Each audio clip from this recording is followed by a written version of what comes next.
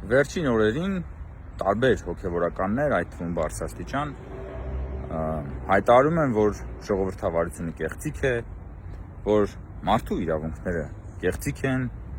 Դե հիշում եք, Միքայել Աջապահյանն էլ ժամանակին հայտարարում էր, որ ժողովրդավարությունը վատ բան է, այսինքն բարձրաստիճան հոգևորականների մի մասը ասում է, որ խոսում է ժողովրդավարության դեմ։ Սա, սիրելի ժողովուրդ, հոկտեմբերի 27-ի ոճրագործության զոհերի հիշատակը հավերժացնող հուշարձանն է ազգային ժողովում։ Սա ժողովրդավարության գնդակահարության մասին է։ Ոչ միայն